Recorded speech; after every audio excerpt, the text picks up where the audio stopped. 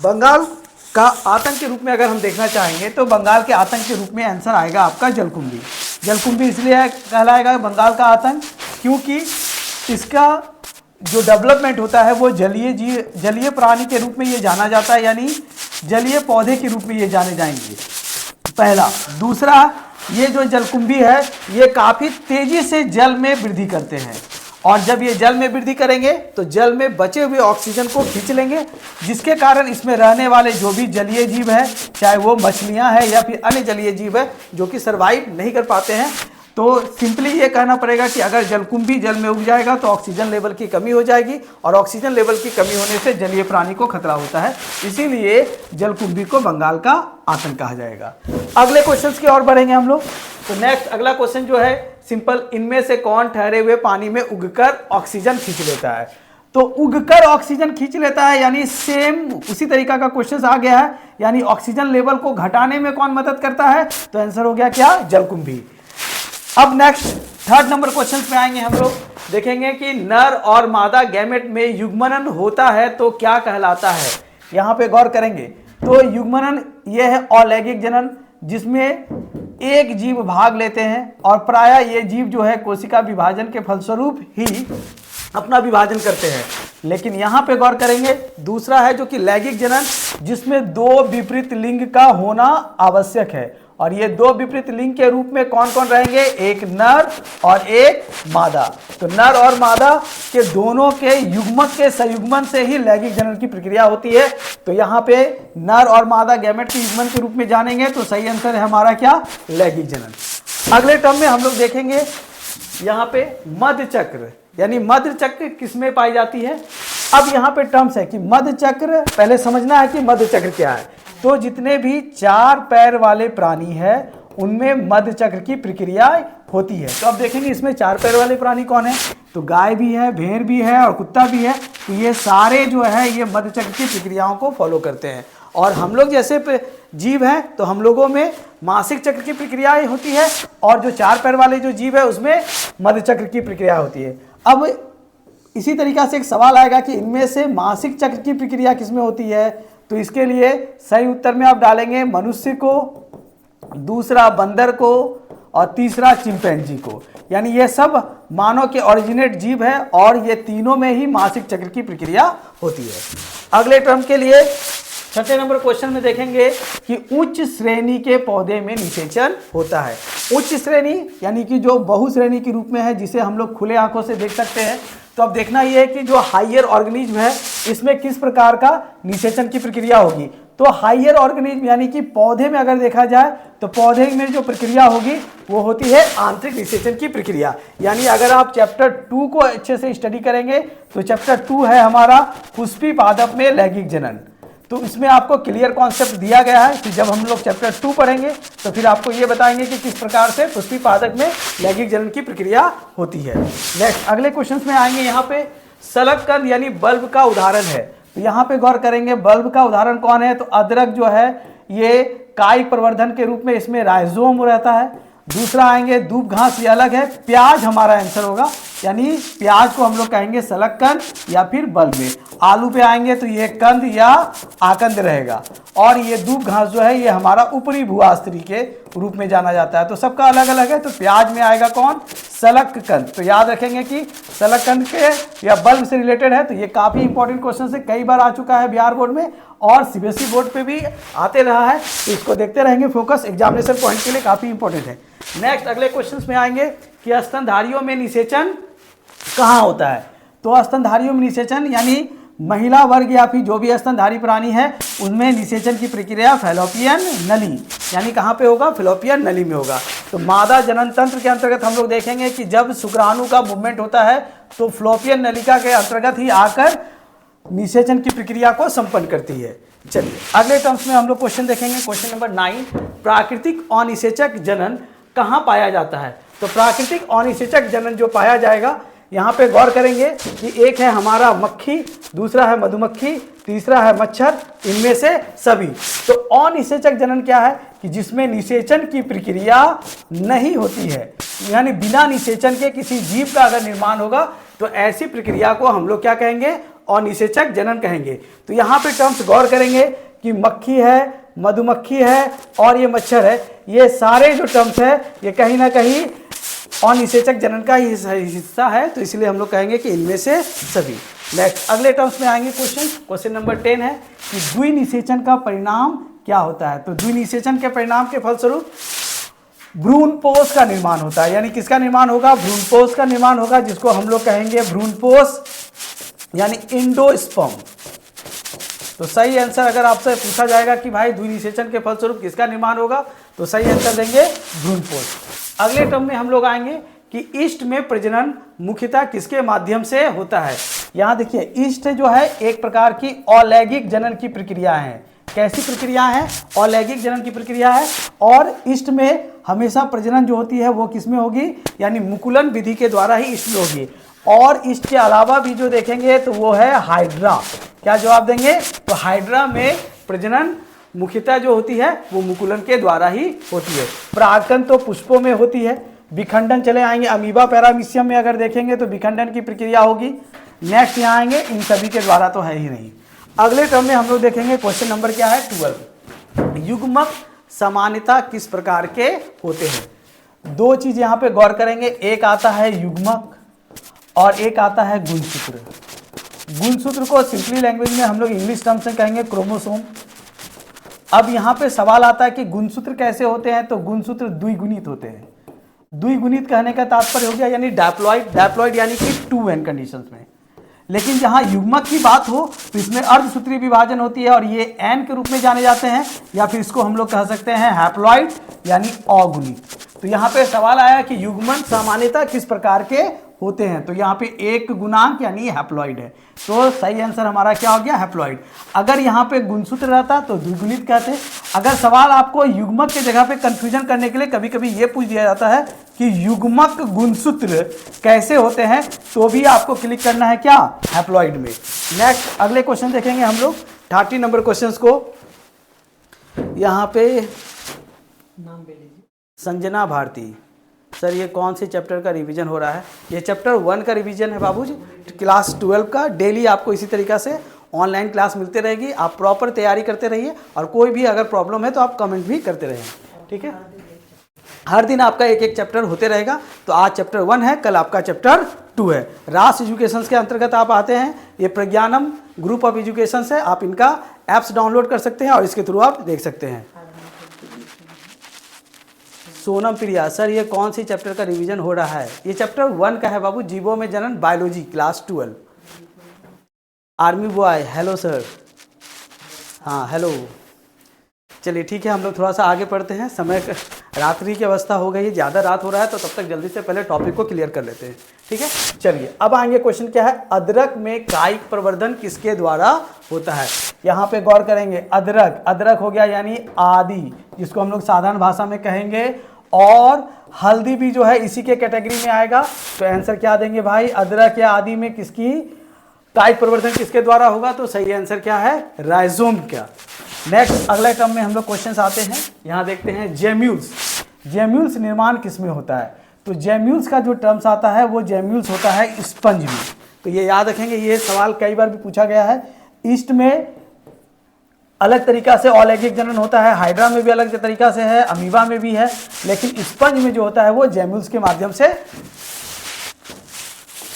होती है। नेक्स्ट आते हैं हम लोग, केचुआ प्राणी है। केचुआ कैसी प्राणी है, तो केचुआ यहाँ पे आपका सही आंसर है कि द्विलिंगी है, और जो द्विलिंगी है उसे हम लोग कहते हैं उभयलिंगी, यानी द्विलिंगी का दूसरा नाम क्या हो गया, उभयलिंगी। और उभयलिंगी को हम लोग सिंपल भाषा में कहते हैं हर्मोफ्रोडाइट, हर्मोफ्रोडाइट। ये याद रखेंगे, क्वेश्चंस कभी कभी ये पूछ दिया जाता है, इनमें से कौन उभयलिंगी है, तो उभयलिंगी का अर्थ हो गया द्विलिंगी, और सही आंसर आपका क्या है, केचुआ। नेक्स्ट अगले क्वेश्चन में आएंगे कि इनमें से कौन सा भाग अगुणित है। अब सवाल यहां गौर कीजिएगा कि कौन सा भाग क्या है, अगुणित है। अगुणित यानी हैप्लॉइड, हैप्लॉइड यानी टर्म्स के रूप में जानेंगे, ये कौन सा टर्म है, यानी एन टर्म है। तो यहाँ गौर करेंगे, ये अंडाशय जो है यानी फीमेल रिप्रोडक्टिव पार्ट से, या फ्लावर का देखेंगे ये, तो ये 2n पे आता है। प्रागकोश यानी मेल पार्ट है, तो ये भी 2n के रूप में आएगा। प्राग जो है वो सिंपल गैमेटिक फॉर्म में है फ्लावर में, इसलिए एन फॉर्म में आएगा। युग्मनज यानी जायगोट, और जायगोट जब मेल गैमेट और फीमेल गैमेट आपस में संयुग्मन होते हैं तभी जायगोट बनते हैं। तो मेल गैमेट एन और female gamete n, whenever n n combine the terms in the form of 2n, यानी जायगोट भी हमारा 2n के फॉर्म में है। तो सही आंसर आपका क्या हो जाएगा? पराग। चलिए आप अपने आप को रिवाइज करते चलेंगे और हमारे साथ बढ़ते चलिए। देखिए भ्रूण कोश में कितने क्रोमोसोम होते हैं, यहाँ पे क्रोमोसोम होगा, ये गौर करेंगे यहाँ पे कि भ्रूण कोश है, तो ये ज्यादातर आपको इसका डिटेल आपको चैप्टर 2 में मिलेगा, क्लियर कॉन्सेप्ट, लेकिन कहीं कहीं चैप्टर 1 में भी इसकी चर्चा है। तो भ्रूण कोश का सीधा संबंध हमारा किससे है भाई? 3n से है। चलिए नेक्स्ट अगले टर्म्स को हम लोग देखेंगे।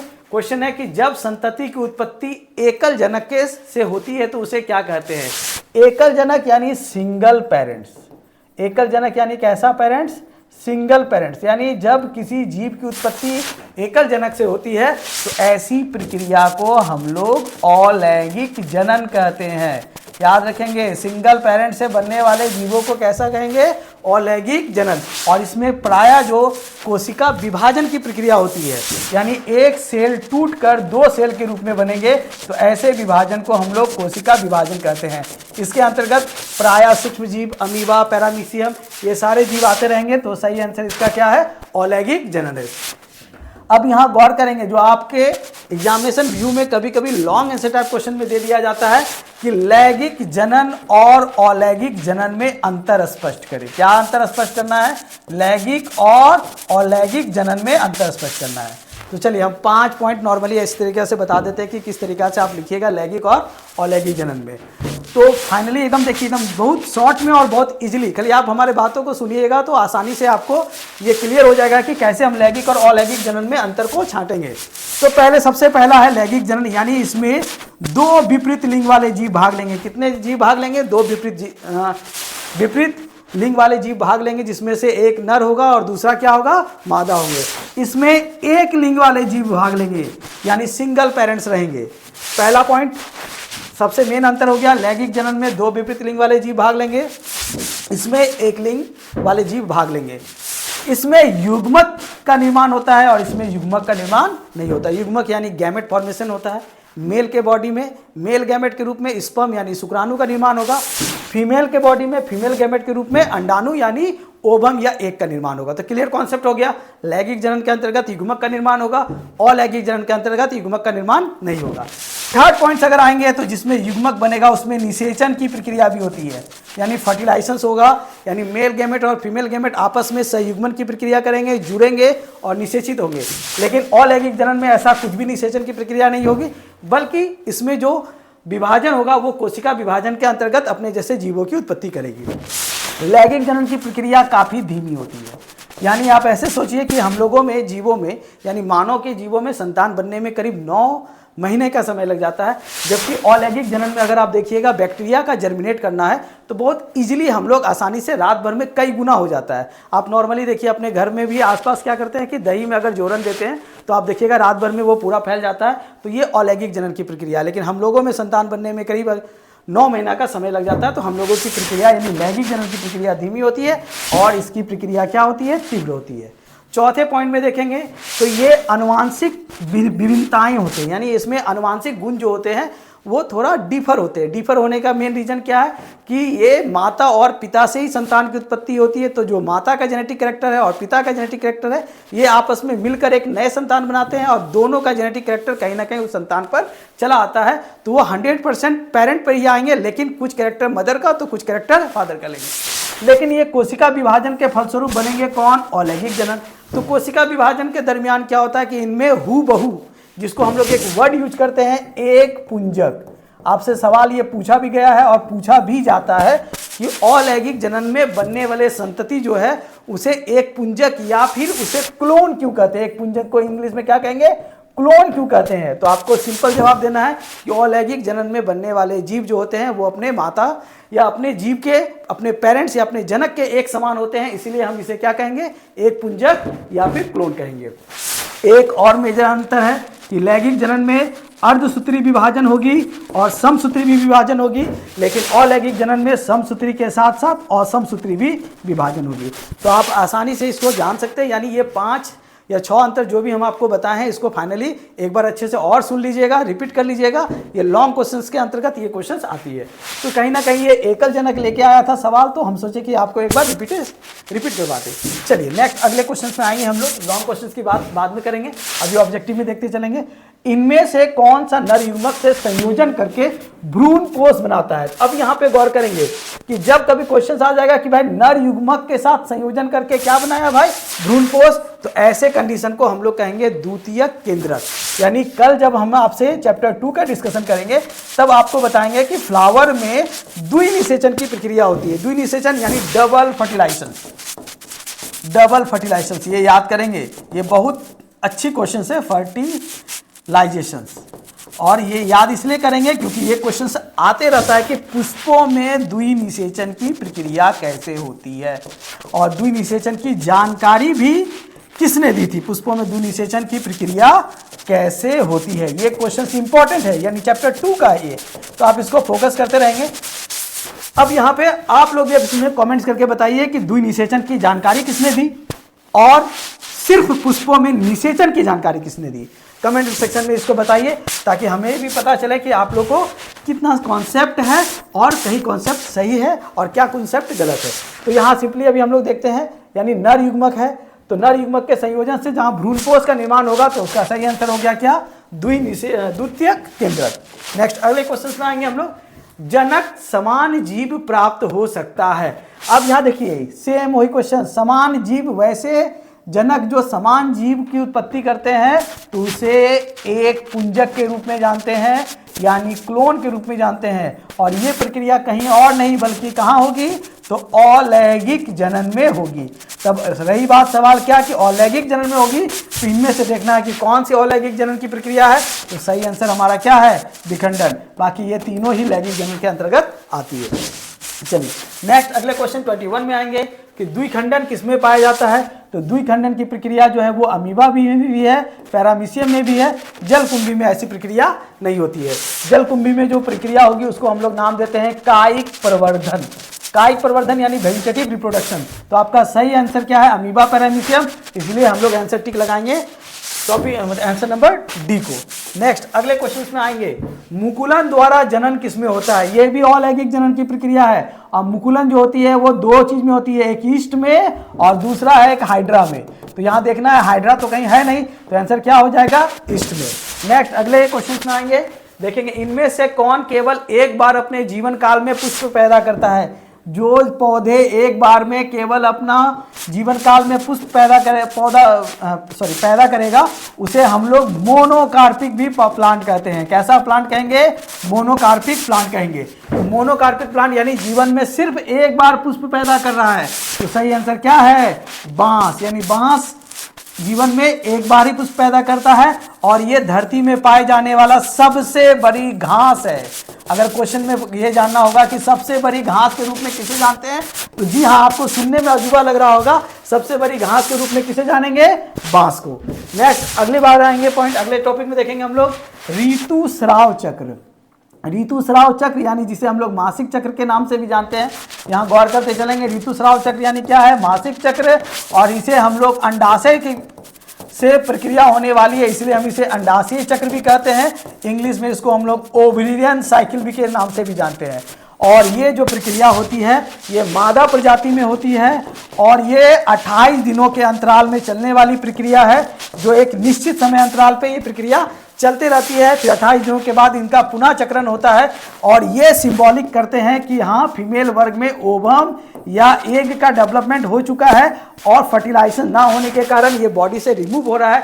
तो ऐसे प्रक्रिया को हम लोग ऋतुस्राव चक्र कहेंगे, जो प्रायः मनुष्य में तो दिखाई देता है लेकिन इसी से बिलोंग करते हैं बंदर और चिंपैंजी, यानी हम लोग एक ही जीव के ओरिजिनेटेड हैं। तो आंसर हो जाएगा इनमें से सभी। नेक्स्ट क्वेश्चन नंबर आएंगे 25, मनुष्य में युग्मकों में गुणसूत्र की संख्या क्या होती है। ये देखिए 2015 में पूछा गया है बिहार बोर्ड में क्वेश्चंस कि युग्मक की संख्या क्वेश्चन पूछी गई है। युग्मक यानी गैमेट, तो जहां गैमेट होगा तो गैमेट में क्या बताया गया है कि मनुष्य में पाए जाने वाले गुणसूत्र की संख्या कितनी, 46। लेकिन 46 से ज्यादा अच्छा आपको बोलने में रहेगा 23 जोड़ा। यानी ये जो पेयरिंग फॉर्म में गुणसूत्र पाया जाता है, लेकिन जैसे ही गुणसूत्र का ट्रांसफर होता है युग्मक के फॉर्म में, तो यहाँ पे अर्धसूत्री विभाजन की प्रक्रिया हो जाती है। और अर्धसूत्री विभाजन के दौरान क्या होता है, ये हैप्लॉइड यानी आधे लेवल में बढ़ जाते हैं, यानी युग्मक कैसे होते हैं 23। तो यहाँ पे आ गया मनुष्य में युग्मक की संख्या, तो आंसर क्या देंगे 23। नेक्स्ट अगले क्वेश्चन देखेंगे 26 में, इनमें से कौन अंडप्रजक प्राणी है, यहां गौर करेंगे ओविपेरस। अब आपके नजर में एक सवाल आता है कि अंडप्रजक और सजीव प्रजक, यहां पे गौर करेंगे। चलिए दोनों टॉपिक को बताएंगे, ओविपेरस और दूसरा जो है वो है सजीव प्रजक, जिसको हम लोग कहेंगे विविपेरस। अब यहां गौर करने वाली बात है, अंडप्रजक वैसे जीवों को कहेंगे जो अंडे देते हैं, सजीव प्रजक जो अंडे ना देकर अपने जैसे संतान को जन्म देते हैं। तो मनुष्यों में क्या है, संतान देने की प्रक्रिया है, तो मनुष्य हो जाएंगे क्या, सजीव प्रजक। पक्षी वर्ग में क्या हो गया कि अंडे देते हैं, तो इसीलिए हम लोग कहेंगे अंडप्रजक। अगर एग्जाम में कंफ्यूजन है तो याद रखेंगे ओ से, ओ जो आकार है वो अंडे के आकार का है, तो यानी ओविपेरस में इसे टिक लगाएंगे। तो मुर्गी भी अंडे देते हैं, सांप भी अंडे देते हैं, मगरमच्छ भी अंडे देते हैं, याद रखेंगे। ये मगरमच्छ, बहुत कोई कंफ्यूजन करता है मगरमच्छ से, तो सही आंसर हमारा ये तीनों ही है, तो इनमें से क्या हो जाएगा, सभी हो जाएगा। नेक्स्ट अगले क्वेश्चन आएंगे, जब निषेचन जीव के शरीर के बाहर होता है, यानी जहां बाहर हो गया यानी बाह्य, तो बाह्य प्रक्रिया में निषेचन, तो ऐसे टर्म्स को हम लोग क्या कहेंगे, बाह्य निषेचन कहेंगे। तो इसके अंतर्गत आएगा मेढक, कुछ मछलियां होती है जिसको हम लोग कैटफिश कहते हैं, यानी मछलियों में भी कुछ मछलियों में बाह्य निषेचन होती है।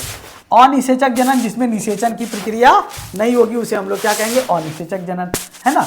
आंतरिक निषेचन, जिसमें निषेचन की प्रक्रिया शरीर के अंदर होती है, तो यानी मानव इसमें है, यानी जिसके मतलब ऐसे बोल सकते हैं जिन मादाओं के शरीर के अंदर संतान की उत्पत्ति होती है, यानी संतान बनते हैं, भ्रूण का निर्माण होता है, तो ऐसे निषेचन की प्रक्रिया हम लोग आंतरिक निषेचन के अंतर्गत रख सकते हैं, यानी निषेचन की प्रक्रिया शरीर के अंदर होगी। तो इसके अंतर्गत मनुष्य हो गया, गाय हो गया, बकरी हो गया इत्यादि। तो आपने इसमें बताया कि बाहर होने वाले निषेचन, तो सही आंसर हमारा क्या हो गया, बाह्य निषेचन। नेक्स्ट अगले टॉपिक में आएंगे, निम्न में से किसमें बाह्य निषेचन होता है। लीजिए वही सवाल आ गया कि बाह्य निषेचन यानी बाहरी निषेचन कौन होगा, तो हमने आपको सवाल बताया क्या होगा सही आंसर इसमें, मेढक। हिरन में नहीं होगा, हिरन में आंतरिक निषेचन, मनुष्य में भी आंतरिक निषेचन, घोंघा में भी आंतरिक निषेचन होता है। तो अब यहाँ पे गौर करेंगे तो सही आंसर क्या है, मेढक।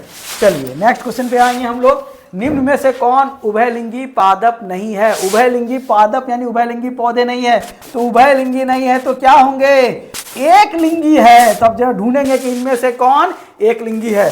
तो गुड़हल में मेल और फीमेल दोनों प्रॉपर्टी पाया जाएगा, मक्के में भी मेल और फीमेल दोनों टाइप का प्रॉपर्टी पाया जाएगा, फ्लावर के स्ट्रक्चर में, सरसों में भी मेल फीमेल दोनों का कैरेक्टर पाया जाएगा, लेकिन पपीता जो है वो कैसे में आएंगे, एक लिंगी में आएंगे। तो इसलिए कभी कभी आप देखे होंगे अपने आसपास पपीता के पेड़ में या कि फल का निर्माण नहीं हो पाता, सिर्फ फूल ही खिलकर रह जाता है, यानी ऐसे पौधे जो होते हैं वो एक लिंगी के रूप में जाने जाते हैं। अब आपका एक लास्ट है, निम्नलिखित में से कौन सा जंतु उभयलिंगी नहीं है। ये एनिमल से टर्म ले लिया गया, उसमें पौधे के बारे में चर्चा किया गया, और इसमें जंतु से विशेष में, यानी 2016 में, 2017 में, 2017 में, यानी ए पेपर, सी पेपर और सी पेपर सेक्शन के अंतर्गत ये आया गया क्वेश्चन है। तो यहाँ पे क्वेश्चन करेंगे, अगर सिंपल उभयलिंगी दे दे तो आप लोग आसानी से टिक मार देते, लेकिन कभी कभी क्वेश्चंस को थोड़ा चेंज कर दिया जाता है ताकि आप जल्दी में कंफ्यूज कर जाए। तो यहाँ दे दिया उभयलिंगी नहीं है, यानी फिर क्या है, एक लिंगी है। तो जोंक जो है वो उभयलिंगी के अंतर्गत आता है, केंचुआ भी उभयलिंगी, फीता कृमि भी क्या है, उभयलिंगी। ये दोनों ही, ये तीनों ही हर्मोफ्रोडाइट है। हर्मोफ्रोडाइट यानी उभयलिंगी, जिसे हम लोग द्विलिंगी के नाम से भी जानते हैं, लेकिन घरेलू मक्खी जो है वो एक लिंगी है। और सवाल आपका पूछा गया इनमें से कौन उभयलिंगी नहीं है, यानी एक लिंगी कौन है, तो सही आंसर घरेलू मक्खी।